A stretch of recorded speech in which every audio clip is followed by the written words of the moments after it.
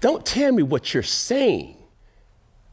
Kevin Stefanski has showed, Tommy Rees has showed that they really don't want Shedeur Sanders to succeed with their actions. People are still talking about Shedeur Sanders' first game in the NFL versus the Baltimore Ravens. Now, the truth is finally getting out about what really transpired. Myles Garrett, the Cleveland Browns' great defensive end and locker room leader, has said some things about Sanders that are making waves throughout the league. Tony Rizzo, a Browns insider, has dropped some big news regarding why Sanders didn't get first-team reps. And when you know the whole story, the explanation is rather surprising. Jason McCurdy, a former NFL player, and even Cam Newton have spoken out about this. And what they're saying is very different from what we saw on the field on Sunday. It's not just that the rookie quarterback played badly once. This is about the choices made by the organization, the coaching styles used, and whether the Cleveland Browns set their young quarterback up to succeed or fail. What is coming out right now affects everything about how we should look at what transpired in the second half against Baltimore. And the effects on Sanders' future are huge. Let's start with the fact that no one can argue with. Shedeur Sanders didn't do well in his first NFL game. That's just how it is. The numbers don't lie. The movie's not lying. And Sanders would be the first to say that he didn't live up to the high standards he set for himself throughout his career. Some throws went off target. There were times when he hung on to the ball too long and got sacked when he could have avoided it. You can't make the kinds of mistakes that cost you games against top defenses like Baltimore in the NFL. The Browns lost the game, and Sanders' problems in the second half were undoubtedly a factor in their loss. Anyone who tries to say different is either lying or crazy. Sanders knows he needs to do better, and he's not making excuses for what happened. But this is where things become very intriguing, and the full narrative starts to come out. After the game, news began to spread about how the Browns really got Sanders ready for this moment, or more properly, how they didn't get him ready. Kevin Stefanski, the head coach of the Browns, said something that shocked everyone in the NFL. Shedeur Sanders didn't get to play with the first team in practice. Read that again and let it sink in. The backup quarterback, who everyone in that building knows might be called upon at any moment if Dylan Gabriel gets hurt or has trouble, wasn't receiving enough practice time with the first team offense. He wasn't getting along with the starting receivers. Timing routes with Jerry Jeudy and the other best players. He wasn't getting used to being behind the starting offensive line and understanding how they talk to each other and protect themselves. Tony Rizzo went off the rails when he heard this news, and his anger is what a lot of Browns fans and football pundits are experiencing right now. Rizzo said something that should be clear to anyone who's paying attention. You can't put a man at the bottom of your depth chart, refuse to give him real practice, and then pretend shocked when he has trouble when he has to play against one of the top defenses in the NFL. That isn't a fair way to judge. That's putting someone in a situation where they are likely to fail and then blaming them when they do. Rizzo made it plain that Sanders did play poorly and that he's to blame for that, but the Browns organization is also to fault for how everything was handled from the start. The worst thing that came out was that Sanders said the first time he threw a ball to Jerry Jeudy was yesterday at the stadium during the game, not in practice during the week, not in walkthroughs, and not in preparation sessions. Sanders was throwing to receivers he hadn't worked with during the game in front of 70,000 screaming fans and against the Baltimore defense that was using strange blitz packages and hitting coverages. Take a second to think about how crazy that is. When it comes to offensive football, the timing and chemistry between a quarterback and his receivers is probably the most crucial thing. Routes need to be run at certain depths. Quarterbacks need to know exactly when a receiver will make his move. Receivers should know how their quarterback throws the ball and where he likes to put it in different situations. All of that comes from doing it over and over again in practice. And Sanders didn't get those extra chances. Myles Garrett's reaction to all of this has been quite revealing and very critical for Sanders' future in Cleveland. Garrett went up to Sanders during the game just after a drive when you could see the rookie quarterback coming off the field with his head down, visibly upset with how things were going. Let's just be real here. Hotels, you got the fuck out of there here. Garrett, who was not only the finest player on the squad, but also one of its most significant leaders, made sure to boost Sanders' confidence and encourage him. Garrett said what he told Sanders at that moment in his post-game comments. He cautioned him not to let one or two bad drives get him down, reminded him that Baltimore has a great football team and an exceptional defense, and told him to keep working toward the high standard he set for himself during his career. A rookie player needs that kind of veteran mentorship and support to grow and get better. But Garrett did more than just give words of encouragement. He made it plain that the squad won't let Sanders carry all the blame for what happened. Sanders tried to take the blame in his post-game comments, but Garrett stressed that football is a team sport and they are all in this together. That's a big deal because it shows that the veteran players in that locker room know how unfair it was for Sanders to be put in that position, and they won't let him be blamed for the team's problems. When Myles Garrett who is probably the best defensive player in the NFL and definitely the face of the Cleveland Browns, publicly supports you and defends you, that means a lot to everyone in the building. It tells Sanders that he has friends, that the players trust him, and that he will receive a fair shot in the future.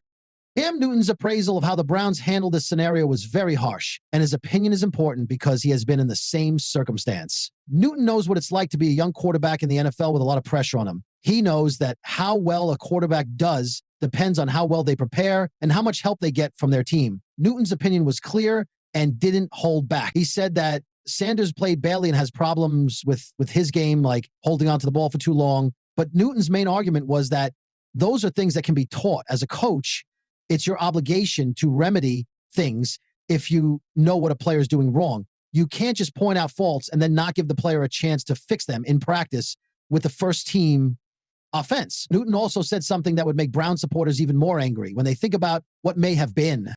Even though he played badly, made mistakes, and wasn't ready, Sanders was still one catch away from perhaps tying the game. If one of those end zone throws had been completed, we may be having a very different debate right now. It's challenging to judge rookie quarterbacks based on short sample sizes in tough situations. There is a very small line between success and failure, and if you're not ready, those margins usually work against you. But it also indicates that Sanders is really good at what he does, showing he can still make plays that offer his team a chance to win even when things aren't going well. Jason McCourty added a more balanced view to the conversation while still agreeing with the people who were worried about how the Browns handle this.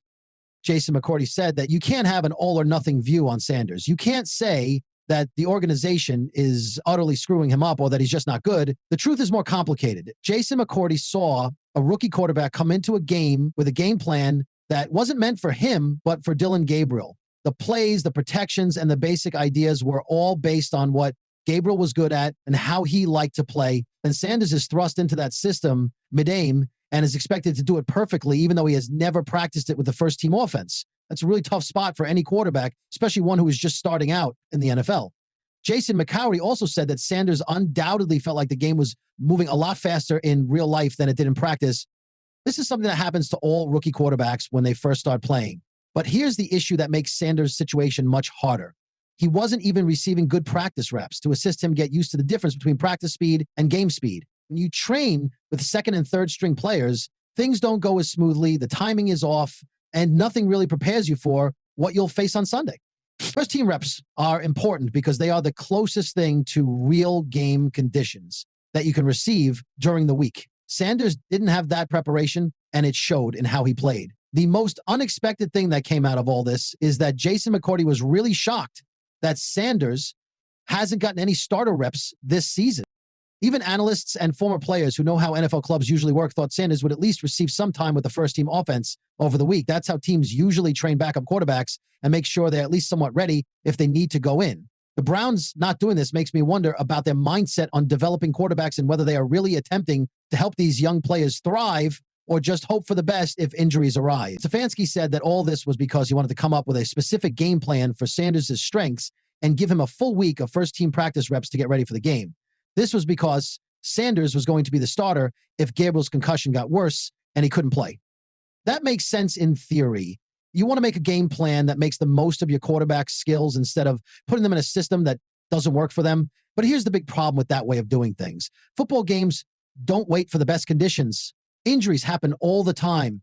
Every week in the NFL, quarterbacks are hurt and can't play. If your backup quarterback has never practiced the plays he's being asked to run and doesn't get along with the first team offense, you're putting yourself in a terrible position when he has to come into the game. The right way to do things, which almost every other NFL team does, is to give your backup quarterback some first team reps every week.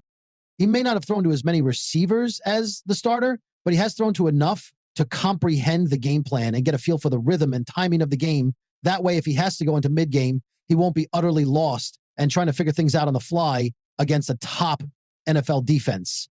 The Browns not doing this with Sanders is a sign of poor organization, and it made it harder for him to play against Baltimore.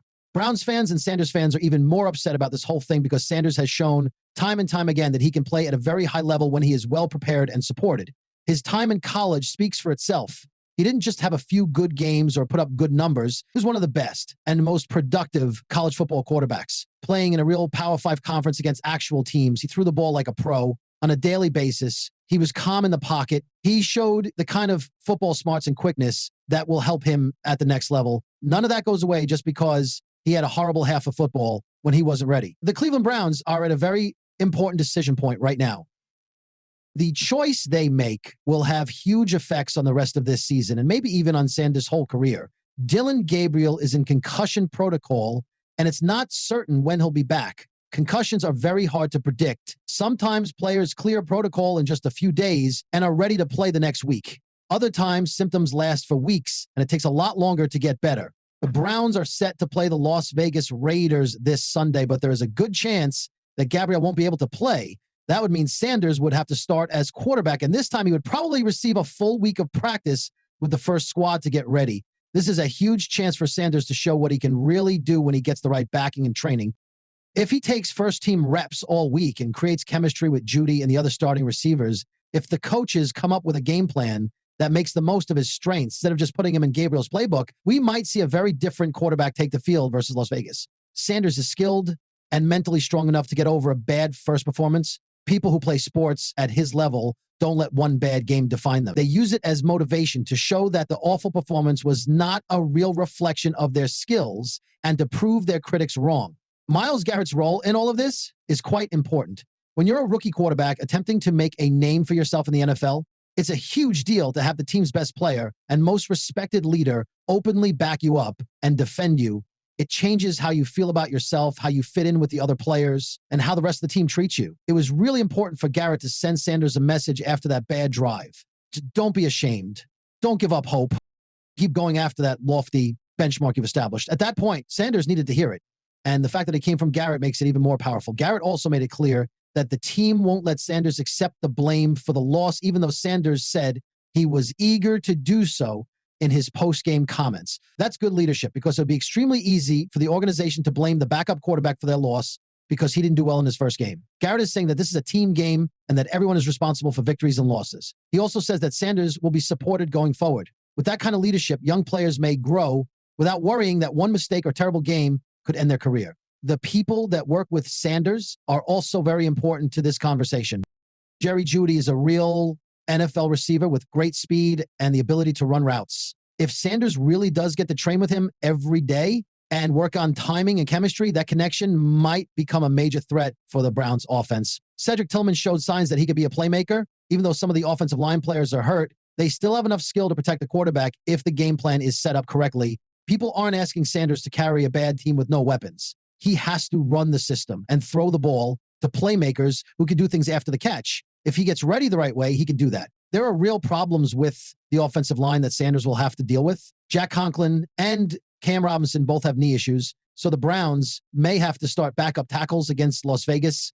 This offense has had problems with protection all season. And just because Sanders is getting first-team reps in practice doesn't mean those problems will go away. But this is what makes Sanders distinct from Dillon Gabriel. Sanders is quick to understand things. And during his career, he has demonstrated that he can get the ball out swiftly when he needs to. If the coaches come up with a game plan that includes quick hitting routes, screens, and play action plays that get Sanders out of the pocket and on the move, they can make up for the offensive line's weaknesses. One of the most annoying things about Sanders' first game was that he held onto the ball too long on a few plays, which led to sacks that could have been prevented if he had made decisions faster.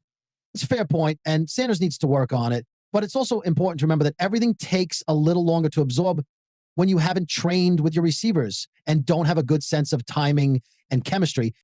You're not playing on instinct and guesswork. Instead of looking and throwing, you're thinking and verifying. That pause is the difference between a completion and a sack in the NFL. After a full week of first-team workouts, Sanders should be able to make decisions and process information much faster. The way the Browns have handled Sanders is very different from how other teams have fostered backup quarterbacks, and it's not good. Look at NFL clubs who have successfully trained rookie quarterbacks or received good play from backup quarterbacks who had to step in. Those teams spend time preparing their backups all week. They offer them useful reps. They make sure that the first-team offense has at least a rudimentary understanding of chemistry and timing.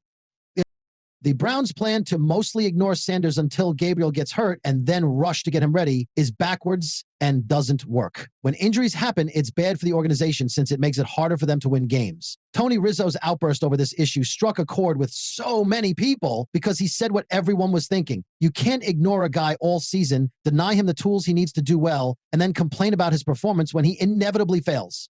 That isn't a fair way to judge. That's making it impossible to win. And then blaming the player when they can't fix the problems with the organization. Rizzo said that Sanders didn't play well and that some of the blunders were obviously his fault. But when judging what happened and guessing what he might be able to do with the right help, it's very important to look at the bigger picture of how prepared or unprepared he was. Sanders trying to shoulder all the blame in his post-game statements shows that he is a good leader and has good character. He's not blaming the coaches for not getting him ready or making excuses. He isn't moaning about not getting enough first-team reps or how hard it was for him to deal with the circumstance. He's taking responsibility for how he played, which is exactly what you want to see from a quarterback and team leader. But Garrett was right when he said that the rest of the squad won't let him take all the blame because they know the whole story and realize it wasn't all his fault. The next game for the Raiders is a chance for Sanders to show what he can do if he gets ready properly. If he starts, gets first-team reps all week, and the game plan is based on his talents, we'll be able to better judge where he stands as an NFL quarterback. The Raiders' defense isn't as scary as Baltimore's, which should help Sanders because he won't have to deal with as many strange pressures and hidden coverages. The other team is having a hard time. Thus, this is a winnable game. A young quarterback should be able to gain confidence and show improvement in a circumstance like this. The most interesting thing about this whole thing is that it shows bigger realities about how NFL organizations train quarterbacks and if they really care about that training or just pretend to. The Browns used a draft pick to get Sanders. They are paying him to be on the team. Because of how often quarterbacks get hurt, they know that there's a good chance he'll have to play important snaps at some time throughout the season, but they weren't getting him ready properly all week. That is either their development approach is bad or they don't really believe that Sanders can help. Either way, they need to repair right away if they want to have the best chance of winning games when Gabriel isn't there. Cam Newton is completely right when he says that coaching is very important in this case. Sometimes Sanders keeps the ball too long. Tell him not to do it. Help him grow better at going through progressions faster, knowing when to check down or throw the ball away, and knowing whether to take a sack or force a throw during practice. You can't coach those things well, though, if the athlete isn't getting first-team reps and practicing against real game speed conditions. You can only do so much with mental reps and scout teamwork. To really improve your timing, chemistry, and decision-making speed, you need to practice with the same players you'll be playing with on Sunday at some point. Veteran leaders like Myles Garrett are helping Sanders a lot, and it will be very important for his confidence and growth in the future. Young quarterbacks are mentally weak, especially after bad games. They need experienced leaders who believe in them, push them, and remind them of what they can do. Garrett is giving that kind of leadership when people start to doubt themselves, and it will make a big difference in how Sanders deals with this problem. Instead of doubting himself and losing faith, Sanders has the team's top player telling him, he's got this. Don't give up. Keep your faith. We're with you. That's quite helpful. If Sanders starts this Raiders game, the story around him will be quite interesting. The national media will spin it as an opportunity for the young quarterback to make up for a bad first game. Brown supporters will be on the edge of their seats, expecting to witness big improvements and hints that Sanders can really be the franchise's quarterback. The defenses will have more tape to look at, but they will also have greater respect for Sanders' skills because they know that if he prepares well, he can make all the throws and play at a high level. The pressure will be high, but it also gives players a chance to show what they're made of.